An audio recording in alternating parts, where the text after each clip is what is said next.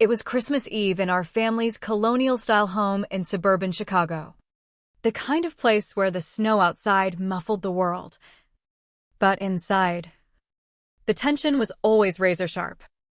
The dining room shimmered under the antique chandelier that had been passed down through generations, casting golden light on Mom's heirloom china and the perfectly roasted turkey at the center of the table.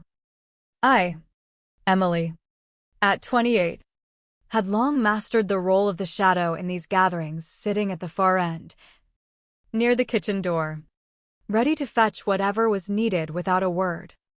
My older sister Rebecca, the star prosecutor with her polished bob and designer blouse, dominated the conversation as always, her banker husband nodding along to tales of their latest ski trip to Vail. My brother Michael and his wife chatted about their twins' enrollment in that exclusive Montessori school in the city. I picked at my food, counting the minutes until I could slip away unnoticed. Then Rebecca clinked her wine glass with a fork, the sound cutting through the chatter like a knife. She stood, a little unsteady from her second Cabernet, her eyes gleaming with that familiar mix of amusement and something sharper. "I just want to toast to this family," she announced, her voice carrying the dramatic flair she'd honed in courtrooms. "To our unbreakable bonds. Our shared blood. Well, most of us. Anyway." The words landed like a slap. But no one flinched except me. My fork froze midair. Michael snorted, already in on the joke. "What do you mean?" he asked, though his grin said he knew exactly. Rebecca's smile twisted. "Oh, come on. Emily's our little special project. Mom and Dad's act of charity," Mom murmured. Rebecca, but it came out half-hearted. Almost indulgent. "What?" "It's the holidays, time for truth." Rebecca raised her glass higher. "To real family. You know you're just adopted. Right, Emily?" Laughter erupted then, sharp and unrelenting. Michael's wife giggled first. Then Dad's deep chuckle joined in. Even Mom hid a smile behind her napkin. I set my fork down with deliberate calm, the clink echoing in my ears. No tears. No outburst. I'd learned that showing hurt only fueled them. Instead, I pushed back my chair and walked to the guest bathroom, locking the door. My phone was in my hand before I even thought about it. Fingers steady. I ordered my first DNA test kit online. Right there in the dim light, the family's merriment filtering through the walls like poison. When I returned, they'd moved on to dessert plans, as if nothing had happened. No apologies. No glances my way. I slid back into my seat, forcing a smile, the one I'd worn like armor for years. But inside, a crack had formed, deep and irreversible. The rest of the evening blurred, passing plates, nodding at jokes, even chuckling when Michael retold that old tale about finding me locked out after school, crying because I'd thought they'd forgotten me. "Always so sensitive," he said. And they all agreed. As I cleared the table, my unspoken duty, Mom patted my arm. "Don't mind Rebecca. You know how wine loosens her tongue." I wanted to ask if alcohol made her spill truths or lies. Instead, I nodded and stacked the dishes, each movement feeling like the opening gambit in a game I hadn't known I was playing. Driving home to my modest apartment in the Loop that night, the city lights streaking past, I replayed every slight, every exclusion. The silence in the car amplified the echoes of their laughter, not meant to cut. But it always did. By the time I parked, resolve had hardened. If I was nobody to them, then I'd stop pretending otherwise. The DNA kit would arrive soon. It was just the start. That night, memories flooded in like uninvited guests, pulling me to the floor amid old photo albums I'd salvaged from their attic cleanouts, the ones no one else cared to keep. There I was at 8, off to the side at Michael's birthday bash. My party hat mismatched and crumpled while theirs were pristine from the set. Be thankful you have won, Mom had snapped when I'd asked why. Flip the page. Easter morning at 10. Rebecca and Michael diving into baskets overflowing with chocolates and toys. Mine sparse with dollar store fillers. It's about appreciation. Not excess, Dad always said. Though their appreciation never matched. The pattern screamed now that I looked. Family road trips to the Grand Canyon where I'd stayed with neighbors to house-sit, school plays where they'd cheer for Rebecca but forget my recitals. The tone in Dad's voice when praising Michael's natural talent in sports, while mine was adequate effort. Report cards, Rebecca. A delight, Michael. Born leader, Emily. Tries hard to fit in. It stung. Especially since I'd clawed my way to summa cum laude in college, while Michael partied through a C-average business degree. At 12, I'd needed my birth certificate for a history project. Dad had brushed it off. Said it was misplaced in storage. When I pushed, he accused me of being ungrateful. The hospital mix-up at 15. During my knee surgery after a soccer injury, the nurse frowning at forms, whispering to Mom about discrepancies in guardianship. Mom had pulled her aside, and the questions vanished. But her watchful eyes on me afterward felt like chains. I booted up my laptop, fingers flying as I listed every incident, the college graduation they skipped for work conflicts while flying cross-country for Rebecca's, the cruise photos on social media they'd claimed was couples only, but Michael was there. Solo and grinning. Birthdays remembered at midnight with a rushed text, introductions at parties where they'd hesitate. Like slotting me into the family tree was an afterthought. The Easter eggs, everyone else's monogrammed in gold foil. Mine scribbled in marker. Medical histories I'd filled out blindly, heart issues from Dad's side. Allergies from Mom's now felt like borrowed lies. The scholarship that sealed my independence. Full ride to State University. Announced breathlessly at dinner. Mom's response? That's convenient. We couldn't afford to chip in anyway. No hugs. No pride, just relief.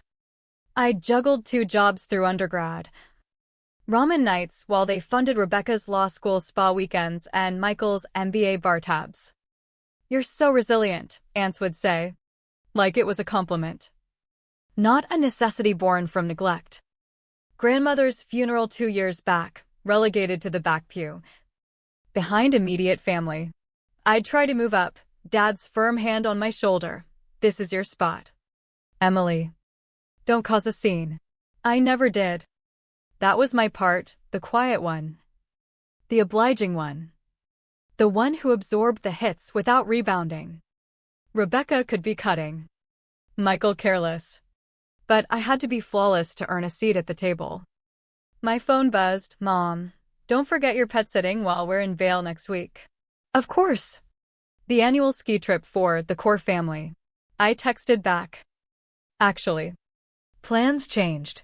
Her reply, we discussed this. Don't be difficult. I powered off the phone and dove back into my notes. The DNA kit was en route. But staring at the evidence of a lifetime's subtle erasures, I realized the truth had always whispered in my bones. Rebecca's toast wasn't a bombshell, it was validation. Now, the why loomed larger. Why keep me if resentment was the price? The kit landed on my doorstep midweek. A plain box that felt like Pandora's. I swabbed my cheek with mechanical precision, sealed it, and shipped it off. 2 more from rival companies followed, hedging my bets on truth. While waiting, I played the part, Sunday brunches at their house, helping Mom in the kitchen, enduring Rebecca's courtroom war stories. No one referenced Christmas. Results pinged in 3 weeks later. Mid-shift at my marketing job downtown. The email subject, your ancestry revealed. Ethnicity pie charts blurred as I scrolled to matches. Rebecca listed as possible half-sibling or close cousin, 13% shared DNA. Full siblings clock in at 50%. My stomach dropped. I bailed early. Headache and pored over the science at home. No error. The second test. Synced to Mom's kit she'd done for fun last year, bragging about her Irish roots on Facebook. Hit harder. 0% match. I retched in the sink. The finality washing over me like ice water. Staring in the mirror, my hazel eyes amid their blues. My wavy brown hair against their straight blondes. My easy tan while they freckled. The third. Against Dad's genealogy sample, 0%. Not theirs. Not anyone's. I took the week off. Burrowing into records. Hospital archives from my surgery yielded notes, guardian listed. Not biological parent, amended. I hired a PI with savings earmarked for a solo trip I'd never take. Find my origins. May 1995. Possibly out of state. He nodded at the vagueness. Meanwhile, I scoured albums anew, no pregnancy photos of Mom with me. No newborn snaps, earliest at 6 months. In ill-fitting clothes with tags peeking. Mom's old planners from the basement, snagged during a house sit 1994 packed with Rebecca's debates and Michael's games, early 1995. A blank stretch. Then Ohio emergency family issues scrawled over 2 weeks. My birthday, May 15th. The PI called Columbus Hospital. Jane Doe infant. About 2 weeks old. Dropped at a fire station May 10th. 1995. Emergency foster placement. Then record seal. Abandoned. Not chosen. Dumped like refuse. At Sunday brunch. I observed them afresh, Mom skipping my plate with the biscuits. Dad boasting 3 generations of Ivy Leaguers in our veins. Michael's wife, what about Emily's honors degree? Awkward pause. Different school. Not the legacy Mom dismissed. I smiled. Phone app recording it all. They'd harbored an orphan for reasons unknown. Ensuring I felt it every day. But why? I phoned the estate lawyer who'd managed grandmother's affairs. About the will, any odd clauses? His hesitation, come in person. The office reeked of polished wood and old files. Mr. Harlan Winters. Grandmother's counsel for decades. Slid over a thick dossier. She revised it weeks before passing. She'd observed disparities in your treatment. She knew. Hired her own investigator. Ohio abandonment. The trip forged docs. No formal adoption. Emily. They fabricated enough for schools. Doctors, likely back-channel favors. Why? She suspected motive but couldn't prove. He highlighted the will, should any grandchild demonstrate deliberate deception regarding lineage or sustained emotional mistreatment by my son and his wife. The full estate transfers exclusively to them. The room tilted, $800,000 in assets. The cabin up in Michigan's Upper Peninsula. Collectibles. They'd anticipated a 4-way split. Why not tell me? She wanted you to uncover it. To choose. And she feared retaliation. They'd been hounding her about inheritance. A sealed envelope, her handwriting. In my car. I tore it open. Dearest Emily. If this reaches you. You've questioned what I lacked courage to. I saw them diminish you. Force gratitude for basics while withholding warmth. My silence is my shame. You arrived at 6 months. They claimed distant kin. But stories shifted. I investigated in your college years, not surrendered. But taken. Kept for reasons unclear. You deserve truth. Love without strings. Since I failed in life. This is my posthumous amends. Prove the lies. The exclusion. The estate is yours alone. Let them taste exclusion. Be fierce if needed. They were. Love. Grandmother. Tears for her regret. Not mine. Home. I arrayed it all. DNA printouts. PI notes. Letter. Will. Enough for confrontation. But Harlan advised, build irrefutable proof of abuse. The slights, the silences, they'd admit or expose themselves. I texted Mom, need to talk family history. Hover delayed. Not yet. Gather more while they saw me as pliable Emily. Harlan's parting. Record everything. Your future hinges on it. I turned phantom. Attending gatherings with a hidden recorder. Capturing the undercurrents. At brunch, Mom sigh. Emily. That job's wearing you down. Some aren't cut for high stakes. Smile. Record. Appreciate the advice. Rebecca. Remember her med school dream? Dodged a bullet there. They'd vetoed loans, deeming it risky unlike their degrees. Screenshots. Group chats planning outings sans me. Assumed you're swamped. Instagram reveals. Trips I'd learned of post facto. Neighbor Mr. Ellis. 30-year fixture, over coffee. Always puzzled by your sudden arrival. They vanished 2 weeks. Returned with a preemie who looked full term. Your mom in stilettos hosting parties days after delivery, no postpartum signs. His affidavit joined the pile. Aunt Clara. Mom's estranged sister from LA. Tipsy at her rare visit. Never got why they kept you if they'd treat you like hired help. That gambling mess with Uncle Ray, taking you fixed it. But she clammed up. I dug Ray, Dad's brother. Long cut off. PI tracked him to Arizona. Phone call, owed big to shady folks. Couple wanted a kid. Offered debt wipe for one. Ohio drop-off timed perfect. Begged my brother, conference nearby. They got $75,000 finder fee when the buyers bailed. Recorded, they bought me. Essentially. Kept you to avoid fallout. Clarity crashed, not pity. Profit. An orphan as debt settlement.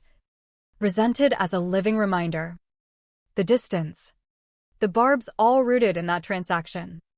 I called Harlan, got the origin, trafficking for cash. His intake, this escalates to criminal. But I craved confession. Eyes meeting mine as truth surfaced. Give them a shot to own it. Generous. Perhaps undeserved. But necessary for my closure. Harlan drafted a letter, inheritance concerns. Veiled accusations. Sent certified. The barrage began, 50+ calls. Texts from pleading to venomous. Mom, you're tearing us apart. Rebecca, ungrateful after all we've done. Michael, misunderstanding, let's chat. Dad's email, businesslike disappointment. Real families talk. Not litigate.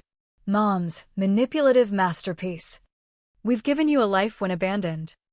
Mental issues? We can help. Not by blood, slipped confession. Forwarded all to Harlan. Rebecca stormed my office Wednesday, slamming the door. Explain or I'll ruin you. I finished typing. Met her glare. Hello. Rebecca. She leaned in. I'm the real lawyer here. I'll crush you. Phone recording openly. On what? Truth. She spat. We saved you from the gutter. Like the $75,000 saved Uncle Ray? Color drained. How? Stopped. But confirmed. Always knew. Whisper. Found docs in law school. They said be grateful. And you were joining the mockery. I slid the will clause. Her scan. Realization. Grandmother knew. Prove abuse. All mine.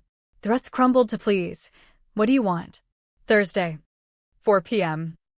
My terms. She fled. Backup sent. By meeting day. Evidence towered. Contacts. Recordings. Proofs. They'd banked on my desperation to belong. Wrong bet. The dining room redux. Them aligned like defendants, Mom. Dad. Rebecca. Michael. Harlan and I opposite. Dad, absurd claims, we'll fight. Harlan, with this. DNA. Neighbor statement. Ray's affidavit. Bank deposit tying $75,000.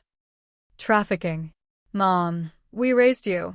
Recordings played, her blood matters quip. Dad's real family exclusion. Deal. Forfeit estate. Sign admission of deception and abuse.